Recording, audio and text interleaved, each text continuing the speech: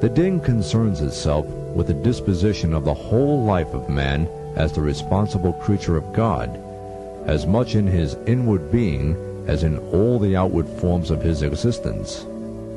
The din guides and protects all the ordinary business of everyday living, even there where man is, by God, in steady, reliable control.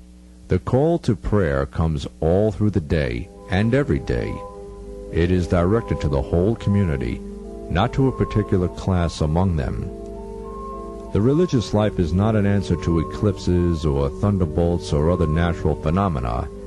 It is the means allowed to man through the prophets, by which he may make himself worthy of faith and capable of steadily choosing the good. Such observance provides to the believer practical means of reaching the divine presence, and the believer must aspire to this end, as it is the command of the messenger of God, "Upon him be peace." He teaches us, when telling of the 3 men who were trapped in a cave, the mouth of which had been closed by a big rock displaced by the flood, how each of the 3 men offered God a good deed as a ransom to free them from the cave.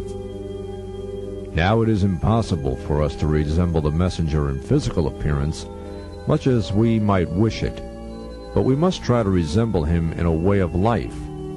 That will provide us with a ransom to offer to God against the torments of hell.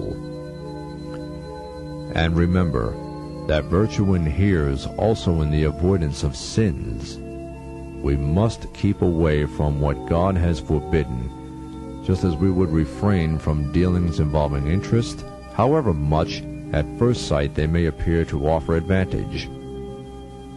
The pursuit of virtue, whether by observance or by avoidance, the practice of prayer and remembrance, the effort to establish the law and justice according to the teaching of God and his messenger, and the penalties therein prescribed, are all essential elements in the unity of the religious life. And that unity is integral. The parts cannot be separated from one another, any more than you could separate the vital elements of a tree. Just as water, light, and heat, seed, roots, branches, leaves, flowers, and fruit, and the gardener who tends to it are vital to the tree, so also are faith, worship, remembrance of God, the example of the prophet, and the divine law, vital and integral elements of the din. God created man as his vicegerent, his steward on this earth. God, whom we worship, is himself absolute, transcendent, independent of all things. He does not need our worship. Rather, it is we who need to worship him.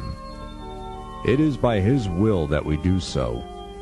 We would be incapable of managing it ourselves. The initiative is by God. God wills that, in accordance with the ordinances of the Quran, we should seek to lead a balanced life. He has opened to us a clear, straight path, so that we need not go astray.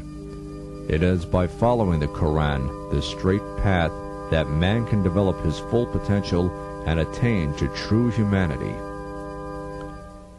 We are in need of religion. Indeed, if we only understood what we truly need, we should be able directly to perceive man's innate disposition toward eternal happiness. Then we should cultivate this innate disposition and, in different ways, proclaim our true need and desire. O God, give us a way of which you approve, that we may be safe from any sort of deviance. Religion is not formulated by certain men to manipulate others, nor has it been formulated by mankind in general as a way of coping with the natural world. God has revealed religion to man as a portion of his mercy, because man is in need of it and cannot be truly man independently of its guidance. Only the man who has passed through the trials of religious experience can be worthy of eternal happiness.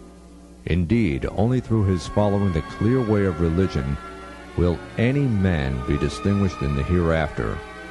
Let's here conclude by repeating that religion is not a system of belief, which man felt compelled to contrive out of fear of such phenomena as floods and thunderbolts and the like. Nor is it a human artifice of rules and norms set up by a few to regulate man's social and economic affairs. True religion is far indeed from anything that could be originated by a human mind. Rather, it is the assemblage of divine revelations and divine laws which enable man to know bliss in this world and the next. Man's peace and happiness depend upon the religious life. Only by means of religion can the law be observed in the inward and outward of man's existence, enabling him to attain a state deserving of paradise and the vision of God. As for merely human civilization, however far it advances, it will never be able to secure even man's earthly good or happiness, let alone to replace religion,